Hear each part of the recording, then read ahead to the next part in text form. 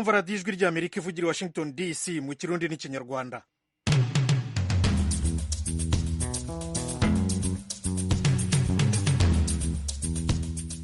inshuti banywanyi mwiriwe neza. radiyo ijwi ry'amerika ivugira i washington ku mirongo migufi mu burundi metero 19 na metero 22. mu rwanda turi kuri fm 104 n'ibice bitatu. abadushakira kuri interinete ni mudusange kuri wa3 akadomo radiyo yacu voa akadomo com. ikaze, muri kumwe na Thomas Kamirindi. nk'uko mubizi, abayisilamu b'isi yose uyu munsi barizihiza umunsi mukuru wa Eid al-Fitr usoza igisibo gitagatifu cya Ramadani. mufti w'u Rwanda Sheikh Salim Hitimana yasabye abayisilamu kutirara, abahamagarira gukomeza kwirinda covid-19. tumaze imyaka koko tudakora aya masengesho nk'aya mwabonye y'imbaga. ubu rero ni igihe cyo gushimira Imana kuba ishoboye kuduha aka gahenge kugira ngo rero bishobore gukomeza nuko abantu bagomba kwitwarira kuri ziriya ngamba. Sheikh Hitimana yabivugiye i Kigali kuri stade Nyamirambo, aho imbaga y'abayisilamu basengeye bishimiye ko bongeye kongera gusengera hamwe nyuma y'imyaka 2 ishize covid-19 yarabibabujije. muri aya mezi 5 ashize, umubare w'abarundi batahuka bava mu buhungiro mu nkambi za Nduta na Nyarugusu zo muri Tanzania waragabanutse cyane. naho muri Nigeria inyubako y'amagorofa 3 yasenyutse yica abantu 5. muri kumwe na Thomas Kamirindi. rero amakuru arambuye ni mu kanya gato cyane.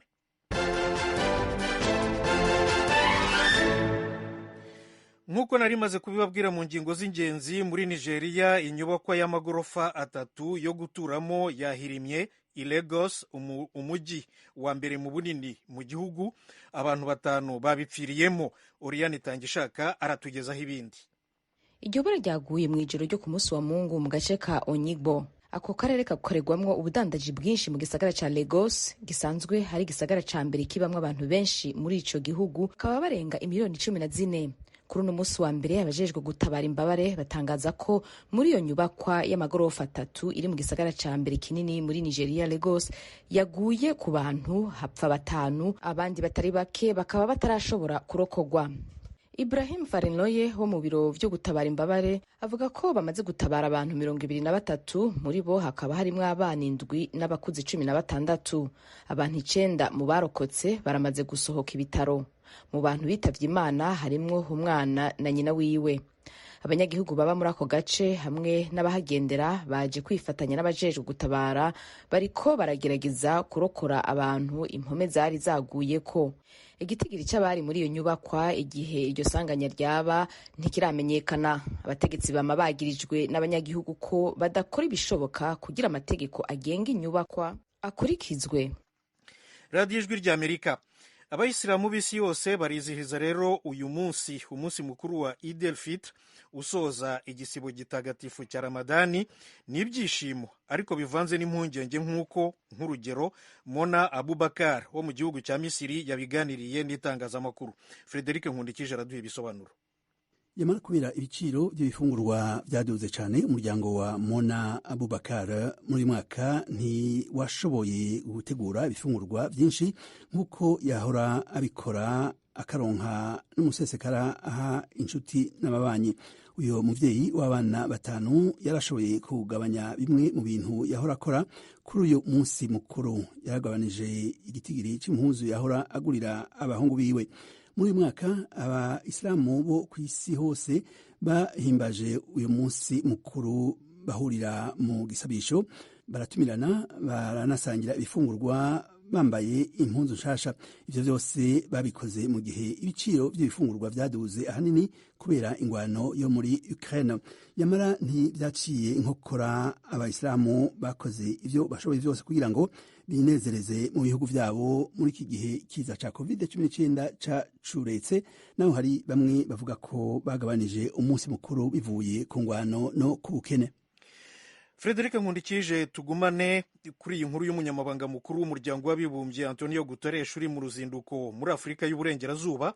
arasaba ibihugu bikize gutubura ishoramari muri Afurika kugira ngo ibashe kuzahura ubukungu bwayo bwajahajwe na covid-19 n'intambara yo muri Ukraine. Frederic. Guterres yateye ako kamo ashitse mu rugendo mu gihugu ca Senegal ruzomushikana no mu bindi bihugu nka Niger na Nigeria, aho azogendera abanyagihugu bagiramiwe n'ingwano hamwe n'ihindagurika ry'ibihe. Ubukene bw'ibidandazwa bitashoboye gushika muri ivyo bihugu kubera ingwano y'igihugu c'Uburusiya cateye muri Ukraine bwaratumye ibifungurwa, amasoko ntanganguvu hamwe n'ubutunzi bigabanuka muri Afrika.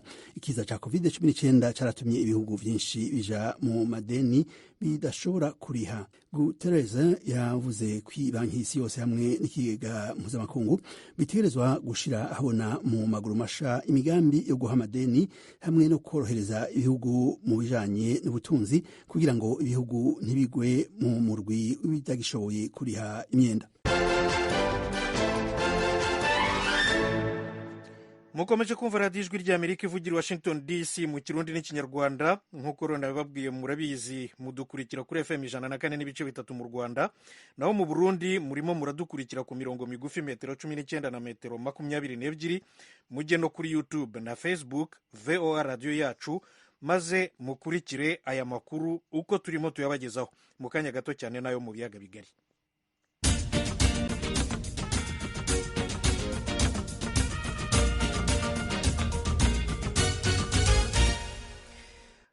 Abayisilamu b'isi yose rero bijihije uyu munsi Eid al-Fitr, ni umunsi mukuru usoza igisibo gitagatifu cya mwezi Ramadani.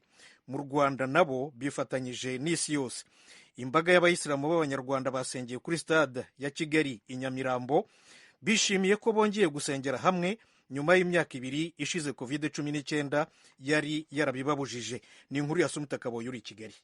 Allahu Akbar, Allahu Akbar, Allahu Akbar. Umunsi mukuru wa Eid al-Fitr wongeye guhuriza hamwe abayisilamu benshi nyuma y'imyaka 2 badahura kubera icyorezo cya COVID-19 mu bice bitandukanye by'umujyi wa Kigali. Imbaga y'abayisilamu yahuriye kuri stade ya Kigali Nyamirambo ahabereye isengesho ryayobowe na Mufti w'u Rwanda. Ni umunsi ukomeye ku bayisilamu bose kuko baba basoje ukwezi gutagatifu kwa Ramadhan. Uyu munsi ubaye mu gihe abanyarwanda benshi basa nk'abarimo kongera gushaka kuzahura ubukungu bwabo bwasubijwe inyuma na COVID-19. Gusa bamwe bakaba bagaragaza ko batabashije kwizihiza uyu munsi neza kuko ibiciro biri ku masoko muri ibi bihe bishoborwa n'usanzwe afite amikoro. Aba ni bamwe mu bayisilamu bavuganye n'ijwi ry'Amerika nabo mu mujyi wa Kigali. Ntago byoroshye kandi ntibinasanzwe. Iki gisibo cyarakomeye cyane, cyaradukomereye cyane, ariko dufashijwemo n'ubuyobozi bw'abayisilamu mu Rwanda bwagiye bugera ku bakene hafi, bugenda bubafasha. Iyo bitaba hatabaho gufashanya, hari n'abantu batari gufunga, batari kubasha bitewe no kuba babura ifutari, kandi noneho nta n'ubushobozi bafite. Hari mu buryo bwo kuvuga ngo abayisilamu dufashanye. Niba tubonye nk'ibiro 2, wa muturanye turamuha ikiro, natwe dusigarane ikindi.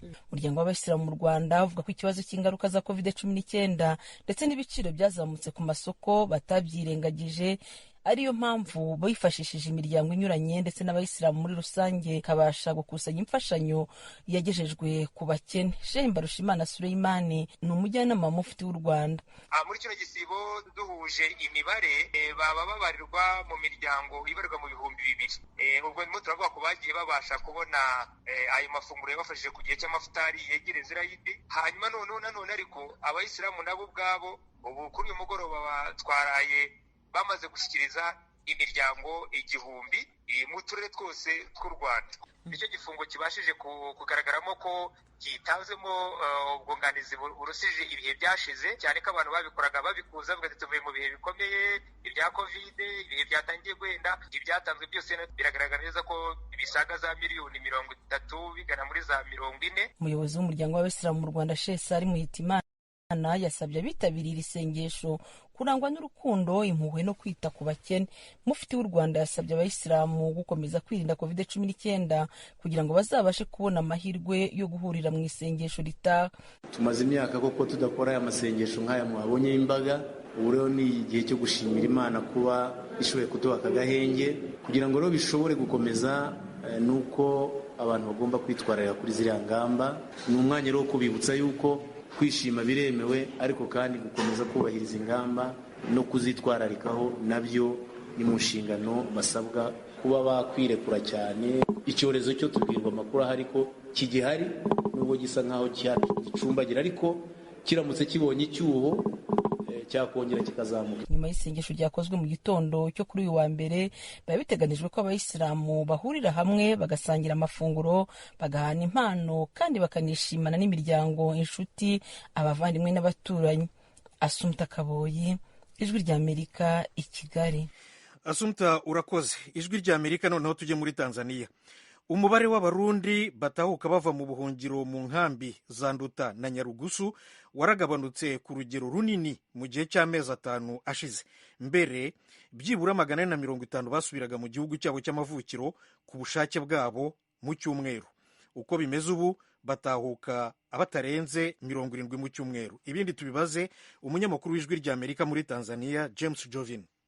Ibitigiri bitangwa n'ishyirahamwe mpuzamakungu ry'impunzi n'abimukira muri uyu mwaka w'ibihumbi 2022 abatashe ku bushake bwabo barenga gato 845, mu gihe hari hateganijwe kuzotaha abantu barenga gato 9,500 ku bushake bwabo. Mu mwaka ushize leta ya Tanzania yaratahukanye ku nguvu impunzi zishika 1,800 ivuga ko ataburenganzira bafise bwo kuba mu nkambi, nyuma yaho batahuka ku bushake bakongera bakagaruka ku ikibazo cy'umutekano basanga kitarakemuka. Kuri uyu wa mbere mu nkambi ya Nduta habaye inama hagati y'impunzi n'abarongozi b'inkambi, aho bariko barababaza igituma badataha mu gihe hari benshi biyandikishije ariko ntibajye mu gihangare kugira batahukana. Bamwe mu bavugiye muri iyo nama bavuga ko buri muntu afise ikibazo catumye ahunga kandi kitarakemuka. Bavuga ko hari n'abataha ku bushake ariko bakagaruka, ari naco gituma benshi batinya gutaha. Ingorane zewe nagize kimbuza kutuma ntasubirayo vuba, nuko zewe nta muryango mfise yo wose barawise,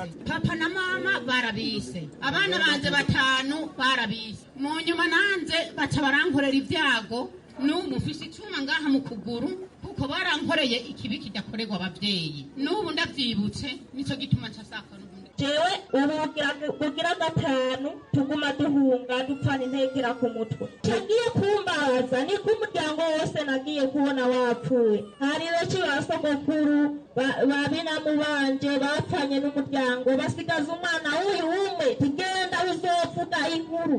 Twebwe kweri uho twapfana intekera ku mutwe, abarundi twararushe twarananijwe. Igituma tutosubira mu Burundi turiko turareba abantu bari mu nzego z'igihugu ca leta bari mu Rwanda, bamwe bagiye batotezwa, tukaba tubona yuko batarataha. Na jewe nta ntege noronka zo gutaha, nibahungura bo mu Rwanda nanje nzobona gutaha. Naho biruko minsi yose leta ya Tanzania ihimiriza impunzi gutaha. Kenshi impunzi zama zavuze ibibazo bituma batiyumvira gutaha, ariko leta yo ikabona ko umutekano mu Burundi wagarutse, naho buri muntu afise ikibazo gitandukanye n'uwundi catumye ahunga. Unaoona hapa mbele yako wakimbizi kutoka Burundi, aba ubona imbere yawe ni impunzi ziva mu Burundi. Tumefanyia sana uhamasishaji, twarabahimirije cyane wa kurejea nyumbani, gusubira muhira, na walishatuelewa, aradutahuye, na washukuru sana kwa mwitikio wenu. Ndabashimiye cyane kubwo kwitaba kamo kwanyu.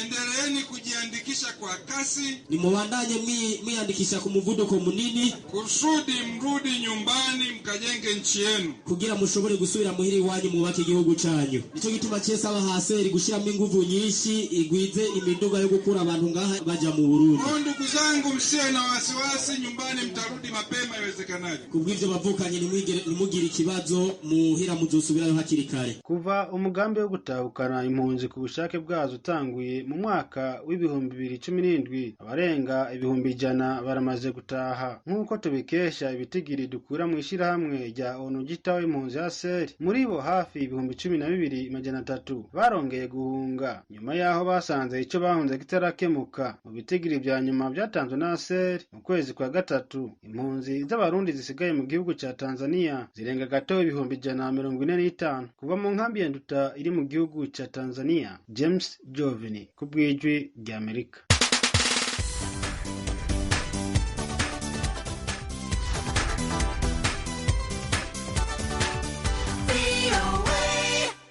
VOA Ijwi ry'Amerika.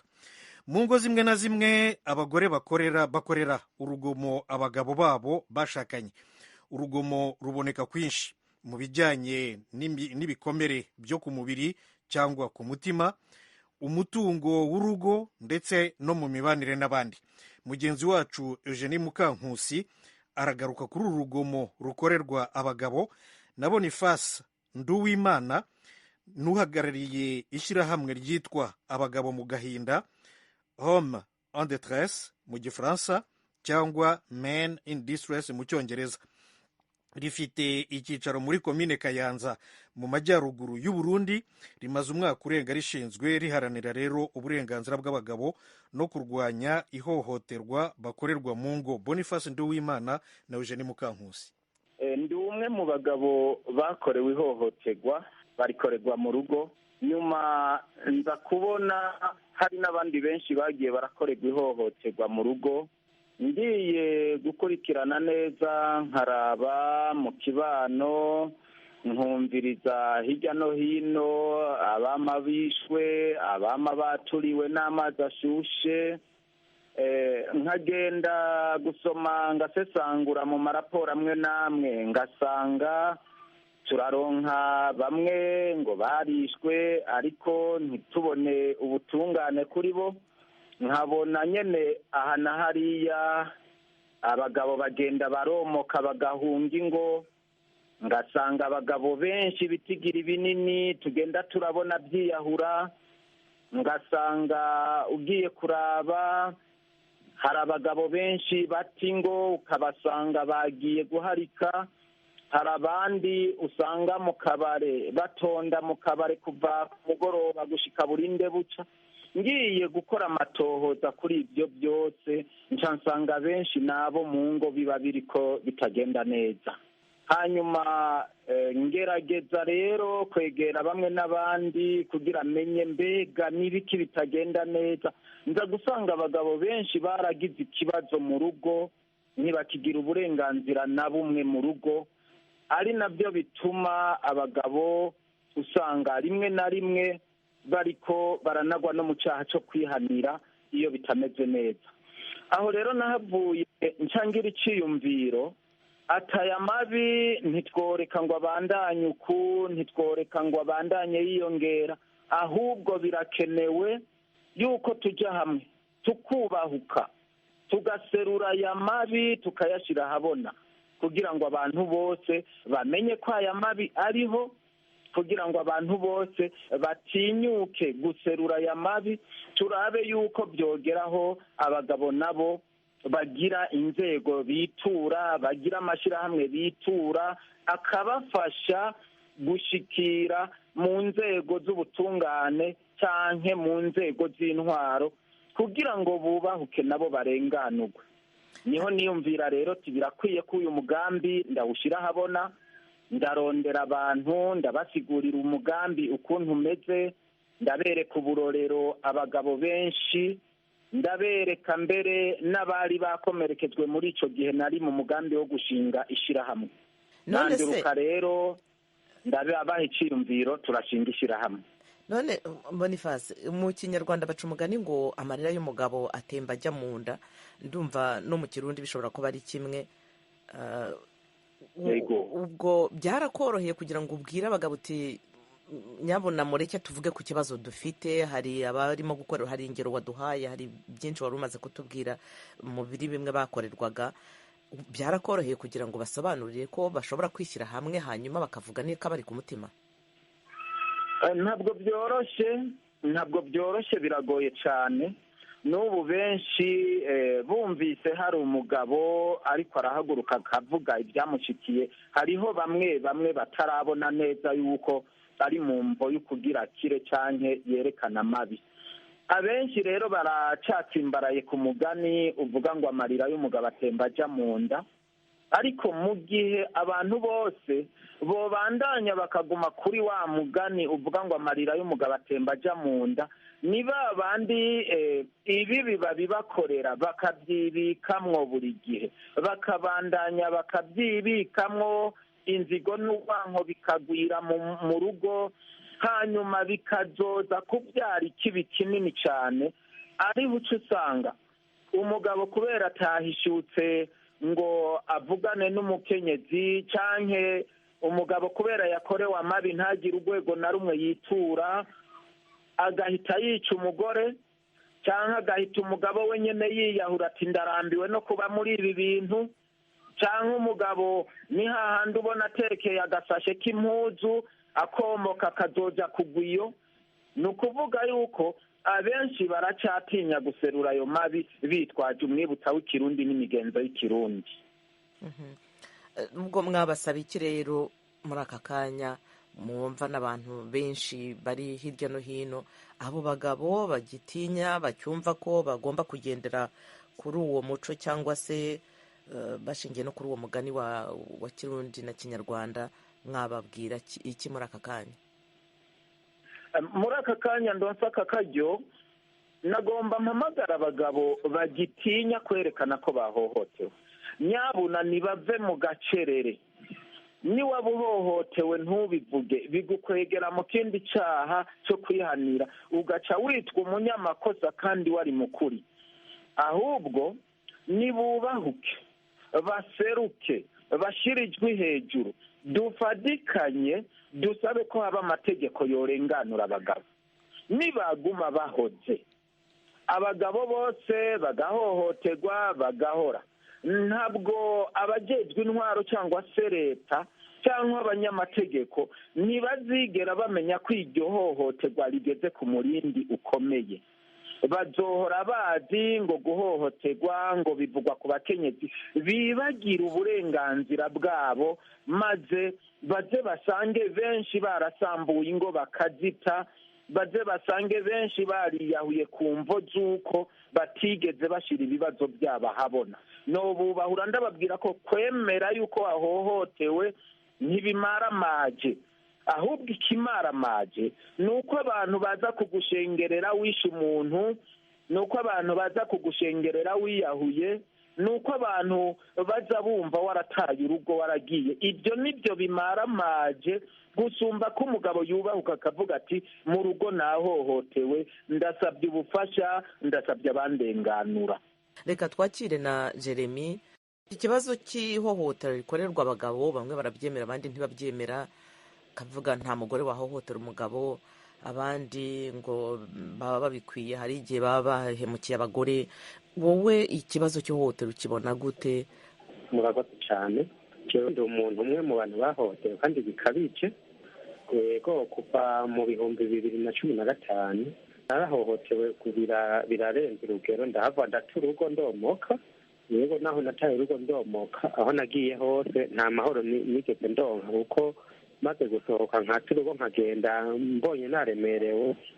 Ni ukuvuga mu majambo make narituye imiryango biranka rimwe kabiri gatatu kane gatanu bahanura biranka, ndahava ndata urugo ndagenda, ntikigeze binyorohera na gato.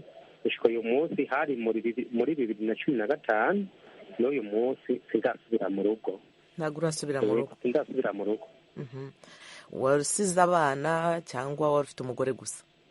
Jewe nari mfise umugore n'abana babiri, mugabo kenshi bimaze kumbaho kenshi nkabona ko noshobora kubura ubuzima bw'iwanje, nataye urugo ndagenda ndomoka kubera mbona ko umugore bitagishoboka. Imiryango yarahanuye biranka, ndabona ko naremerewe bikabije. Bivuze ko ubwo utashobora kubona abana bawe kuva muri 2015? Maze guta urugo mvuga ko nataye urugo byananiye, abantu benshi bumva umenga ndi ikicucu, bumva umenga ndi umuntu ntashoboye kubaka. Mugabo ukuntu byagiye biragenda, twebwe umuryango umaze kuzura uraduhanura rimwe kabiri, ni kuvuga mbuze umuryango baba ari ba mwana, abiwabo w'umugore n'abiwabo w'umugabo barabonana bakaganira, mugabo umugore akanana. Aho bigiriye kwa nka gose niho nahavuye ndacuruko ndomoka, ndabona yuko bitagikunda, maze kunyagwa ibyanje byose, mbere ndanahava nditura sentare. Hari icyo byari byakugezaho? Sentare yaragufashije ku buryo hari icyo byaba byaratanze? Kubera twebwe abagabo ni ukuvuga akamu kacu ntibigera bakumva na bukebuke. yego akamo kacu ntigera kumva na buke buke ko jewe nahavuye nituye sentare muri 2015 mugabo nameze nk'utunganirizwa mu 2017. Nuko anzwe ni wa mukunzi wanyu ngo bakazakorode mu ntara y'Iburasirazuba mu karere ka Ngoma banze dushimire kuri iyi ngingo mwabiteguriye n'iyi ngingo y'ingirakamaro cyane cyane nkatwe nk'igitsina gabo. Nturabyemera ko bahohoterwa urabivugaho iki? Buriya ikintu cya mbere mbona igihugu cy'u Rwanda cyabashije gukora habashije kugira ngo bashake bafate inshuti z'umuryango. Icyo nashatse kuvuga inshuti z'umuryango umwe muri komite ibigize gukurikirana amakimbirane yo mu ngo igizwe n'umugore n'umugabo muri buri mudugudu utuye mu gihugu cy'u Rwanda. Mbere y'uko inshuti z'umuryango zitari zihari ihohoterwa ryabagaho. Hari icyo mbona ihohoterwa rimaze kugenda rigabanyuka. Ntabwo ryagabanutse 100%, ariko ntabwo uko byari bimeze inshuti z'umuryango zishinzwe guhuza umugabo n'umugore igihe bagize amakimbirane bakumva ibibazo byabo bakabunga bakongera bagasubirana. Abagabo guhohoterwa ntabwo byabura. Abagabo nabo barahohoterwa kenshi na kenshi. Urugero rwa hafi hari umugabo w'inshuti yanjye nzi wataye urugo rwe. Ubwo yarutaye mu rwego rwo kugira ngo atange umutekano iwe, kuko yabonaga ko kubana n'umudamu we yazamuviramo ingaruka, ugasanga aramuhohoteye arafunzwe. Ariko mu rwego rwo kugira ngo acunge umutekano we, ikindi numvaga nashaka kongeraho ku bagabo bamwe na bamwe bahohoterwa niba bivuge, ahubwo bagakwiye kujya babivuga kugira ngo bakurikiranwe hanyuma abashe guhabwa agaciro nabo mu ngo zabo. Reka noneho nongere ngarukeho Bwana Nduwimana, muri makeya iyo usubije amaso inyuma hari ibyo watubwiye, ariko urebye muri rusange abagabo babagaragarije irihe hohoterwa? Abagabo bahohoterwa mu buryo bwinshi, ariko amahohoterwa bagenda barakorerwa iyo turiko turumviriza, iyo turiko turegeranya ubwoko bw'amahohoterwa tuyasanga mu migwi 4 mikuru mikuru. Ariko muri iyo migwi 4 mikuru mikuru harimwo utundi tugwi duto duto tugenda dukomoka ku mugwi umwe w'ihohoterwa, bigatuma umuntu agera ku rwego rwo kutavuga icyamubayeko. Nagomba ndababwire imigwi mikuru mikuru y'amahohoterwa dukunda kubona. Umugwi wa mbere ni ihohoterwa rifatiye ku gukomeretswa, ku gutemagurwa, ugasanga umuntu ku rukoba bamutemaguye bamugize ibikomere. Ihohoterwa rya kabiri ni ihohoterwa rifatiye ku butunzi, ugasanga umugabo senaka mu rugo ntakigira uburenganzira bwo kugira ikintu na kimwe agira ko bubasha mu bijyanye n'amatungo, cyangwa ugasanga umugore afata imyimbu y'urugo akagenda akayigurisha, hanyuma agaca agenda mu kabare akayanywera